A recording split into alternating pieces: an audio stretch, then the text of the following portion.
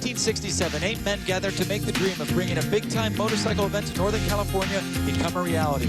What has followed is considered a classic, the Hangtown Classic. 3 different racetracks later, the Dirt Diggers Motorcycle Club's Hangtown National remains one of the biggest races in America. Over the last 23 years, Sacramento natives have witnessed many 125 winners. Mark Barnett, Jeff Ward, George Holland, Eric Kehoe, Guy Cooper, Doug Henry, Ricky Carmichael, and even hometown hero Steve Lamson are just a few of the champions to stand atop the Hangtown podium. Who added his name to this prestigious list? The 34th annual Hangtown Classic gates are about to drop on ESPN2.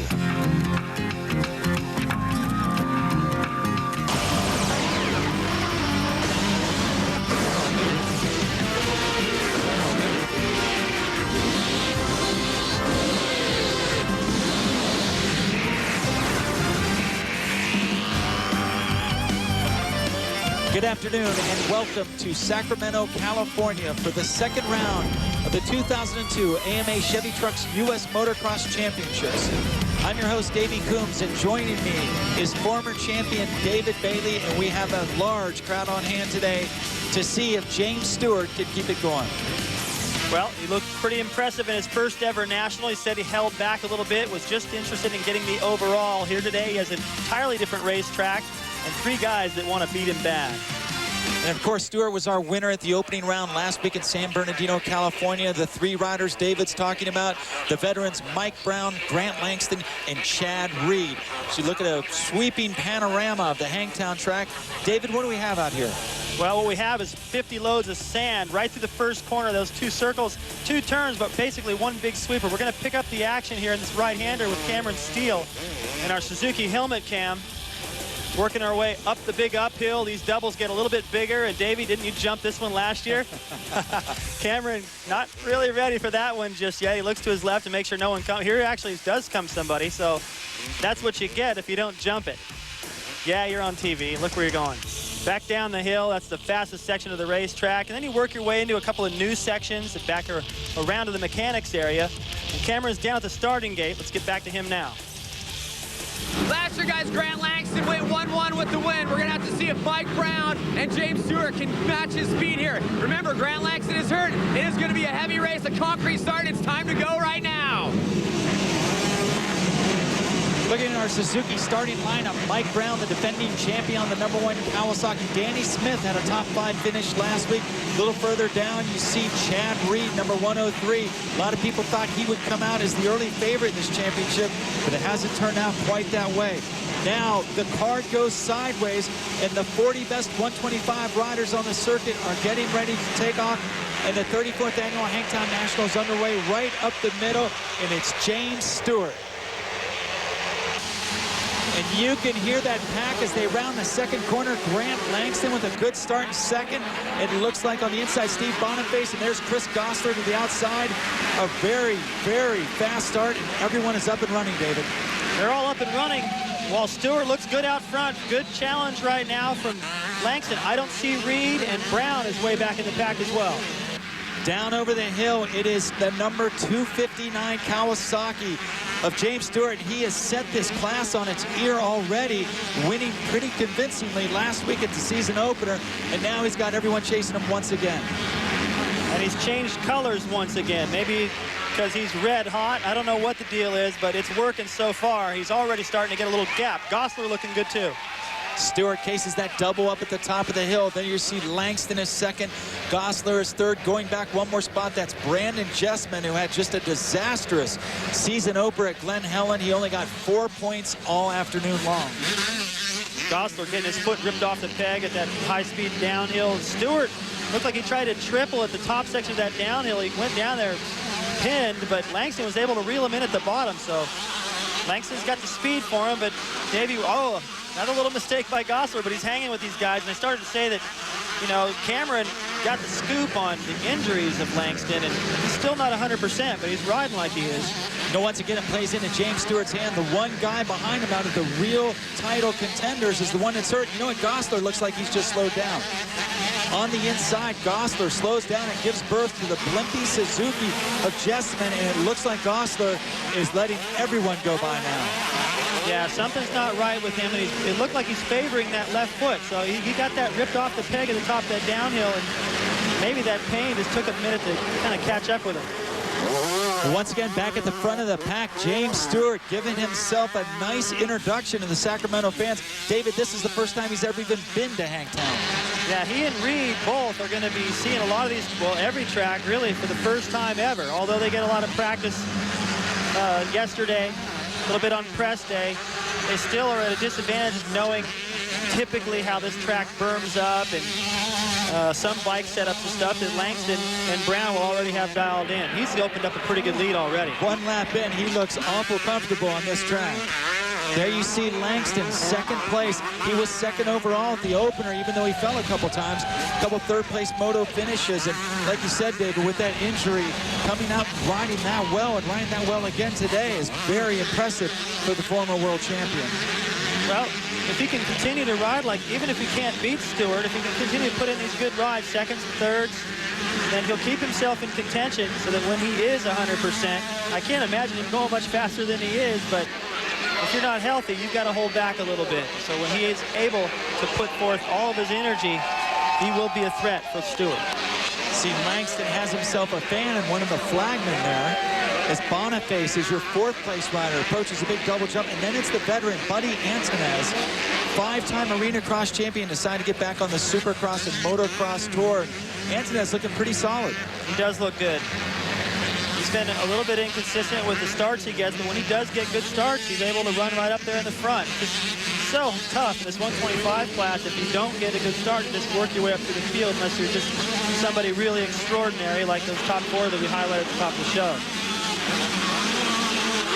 This is Red Bull KTM rider Steve Boniface, the younger teammate of our second-place rider Grant Langston. And Boniface is probably the youngest of all the Frenchmen that are racing in America right now, David, and also the one that might have the brightest future ahead of him. After all, his father was a top rider in the GPs back in the day.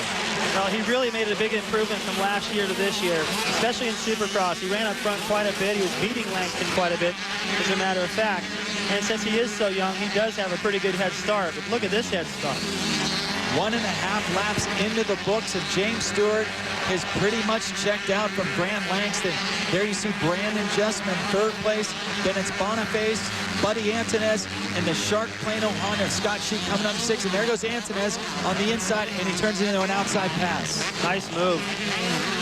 Has some of that aggressive arena cross stuff coming into play. A little bit of a supercross technique through there, and he cleared that great. Fonseca's starting to catch these guys too, and I'm impressed with Buddy. I really wasn't sure how he was going to be able to do. He's a little bit older. He's been around a while. I wasn't sure exactly where his motivation was, but he's into it. He hired John Tomac, a great mountain bike rider, excellent athlete, to help him train. And that, with his riding skill, is putting him up front.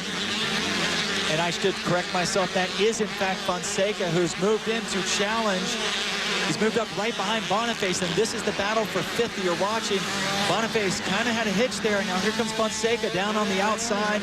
He's going to try and tuck it in inside here, David. Now Boniface could kind of feel that coming, so he ducked in there. Now I just get a glimpse of Chad Reed, one position further back.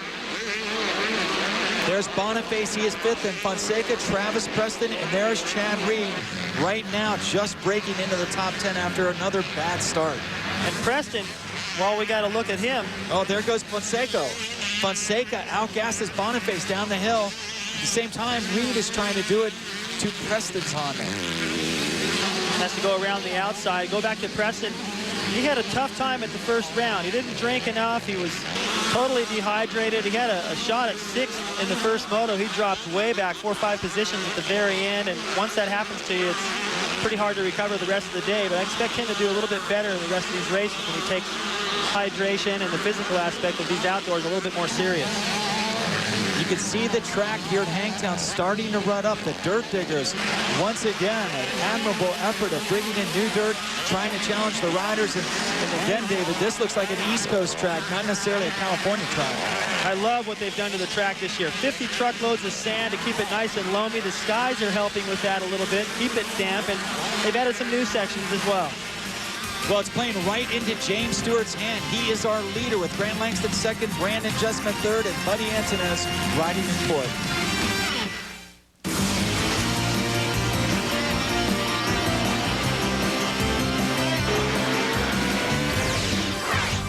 Quilt's presentation of AMA Motocross is being brought to you by Honda, the company that defines performance in motorcycles, ATVs, and scooters. Honda, performance first. And by Suzuki, maker of innovative motorcycles and ATVs. Welcome back to the first 125 moto here at the Honda Hangtown Classic, and this is the battle for second between Grant Langston and the number 28 of Brandon Jessman. And David, this is a different Jessman than we saw in the opener. Well, he had some trouble at the opener. He went down on the first lap on the downhill and just shuffled him to the back. He was never really able to be up front and get comfortable with this pace. Right here, you can kind of see up there to Langston and get an idea and kind of get into the groove of the pace of these leaders. He's certainly fast enough to run there, but if you don't get a start with him, you're not going to see him. If you're a rider like Brandon Jessman, you've been on this circuit for 3 or 4 years, what are you thinking right now when you see James Stewart show up and just clear out? Well, you realize that James might just be a one-in-a-million guy that comes along once in a while, and if you get too zeroed in on just trying to beat him, then you really don't get the best out of yourself. You should just focus on doing his best, and if he can do that, maybe you can get up there and run with James. There you see Langston having a little bit of pressure from Jessman. Then comes Jessman's teammate Antonez.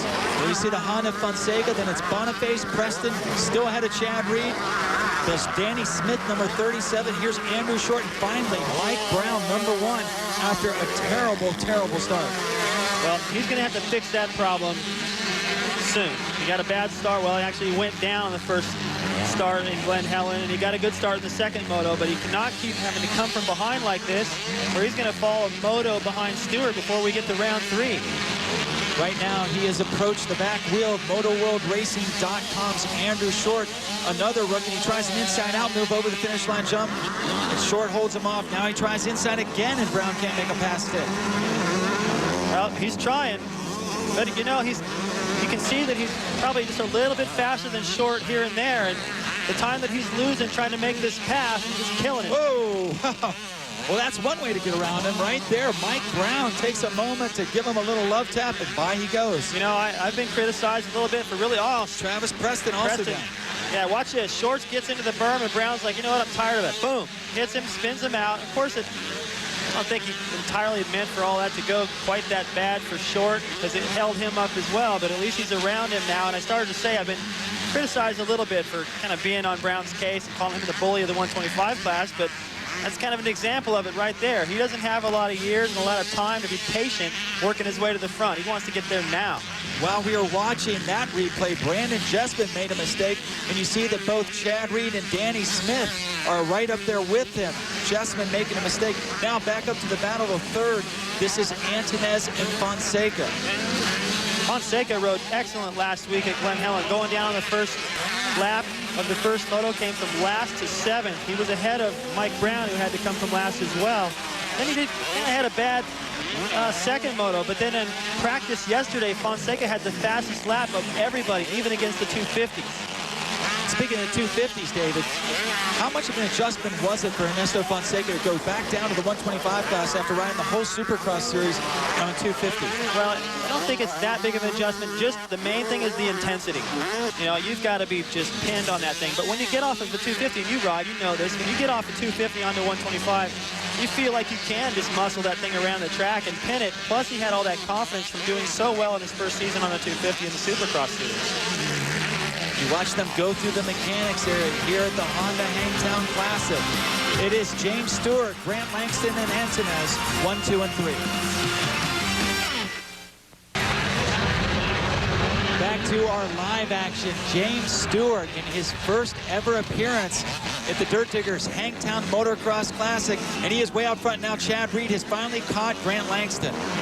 What a ride by Reed, because I talked about in the beginning of the race, Langston was right there in second with Stewart, having that pace to sort of gauge on. I mean, it's a fast one, but Reed was still able to come through the pack and catch him, Davey. It's an unbelievable ride from him. Up to the top of the other side of the valley, Langston and Reed, that's the battle for second. Fonseca is still holding on to fourth. Antonez is fifth.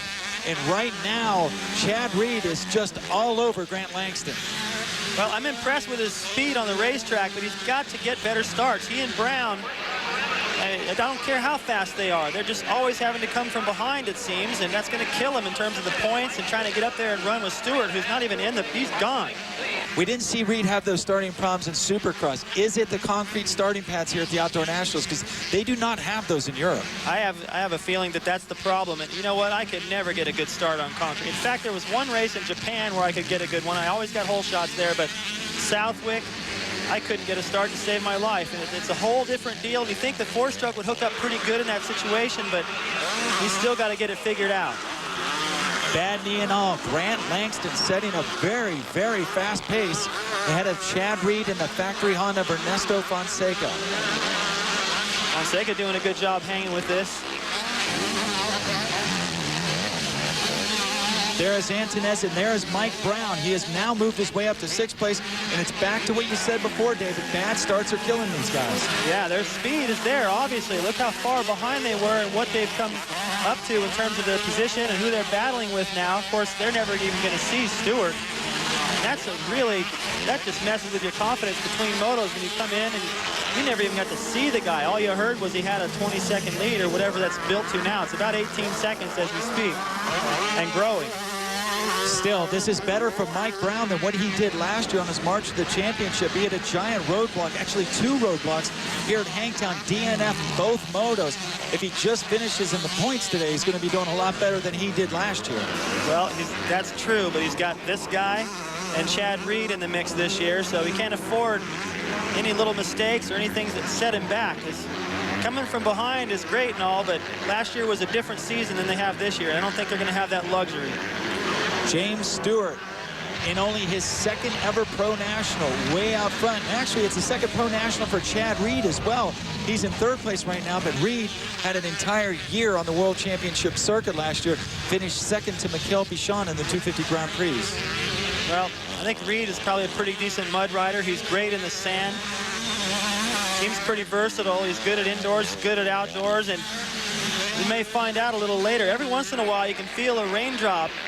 And if those skies do, in fact, open up, that could really shape things up in the 2nd moto because nobody really knows what Stewart can do in the mud. But we all know Langston, Brown, and Reed can ride pretty well in it. And here's Brown still trying to get around Buddy Antonez. A solid ride for Antonez, who had to have gotten used in the last 5 years of just riding 2nd gear the whole time on those arena cross tracks. Well, he's in 4th gear right there. And staying right in there with these guys. It's not like they caught him and put him away. Going, yeah, he's just an arena cross guy. I mean, Buddy is a player in this battle. With Antonez running in 5th right now, you have one bike brand of each of the 5 majors in 1 through 5. A Kawasaki out front, then a KTM, a Yamaha, a Honda, and there's Antonez 5th on the Suzuki before he finally get another Kawasaki. I love to see that spread out like that. For a long time, it was just Honda, then it was just Yamaha, and Kawasaki had their run with Emick. Now you've got so many guys riding so well, and I'm really happy to see the fact that KTM has made such a strong bid and gotten themselves back into American motocross. Brown still being frustrated by Antonez as they round the infield part of this course. Like you were saying, David, this is that new section, and you got to think that right now Antonez has got to be happy with how well he's doing. Well, he's got to be happy with the fact that he's holding off Brown this long, but and right there, as soon as we say it, Brown goes by on the inside and takes the spot back over. Although they're side by side coming down the hill, Brown's got the inside. He's going to finally make that pass stick. Back up front, James Stewart, your leader, and he has got smooth sail. And you see the flagmen have actually started to wait for him. You know, some people have emailed me saying, you know, can you talk about somebody else? And it's pretty tough not to talk highly of Stewart, who's just, and these guys are good. We're looking at incredible talent right here. And then back there to Brown, who's starting to inch up on these guys. And Stewart has put him away. He's completely gone from our camera shot. It's hard not to talk favorably about Stewart's first season. Well, year long in Supercross and now here in Motocross, James Stewart has been a big part of the story, whether he crashes or wins. And now here on the final lap of the first moto, the Honda Hangtown Classic, it looks like this one's going to be a win, David. Well, you know, it's more than just the speed. It's the way he rides. You know, everybody comes by and people get excited. Then he comes by and they get twice as excited because right now he's just cruising, but when he's really on the gas and going fast like Carmichael does in the 250, he's just got a little bit more grace and a little more creativity in the way he does it. It's fun to watch. Looking back over the years, who does he remind you of? A Kevin Windham, a Robbie Raynard, or maybe even younger rider? Nobody. That's the thing. It's just, you think, how many styles can there be? And he comes along and has a completely new one. You know, I think we've talked about that before, but I want to drive that point home because this kid has his own style that's very unique, and in some cases, when you look at the way he rides the bike, he seems to ride in front of the bike like they need to build a better bike that can keep up with him because he thinks so far ahead and rides so far in front of the motorcycle, and that's a fun style to watch. Everyone's just kind of blown away right now by what he's been able to do in his first year. Well, it looks like James Stewart has blown everyone away here, including the 20,000 fans on hand in Hangtown, as he lifts the front wheel up and rides across the finish line with another moto win. James Stewart, your first moto winner. When we return, we will talk to James Stewart.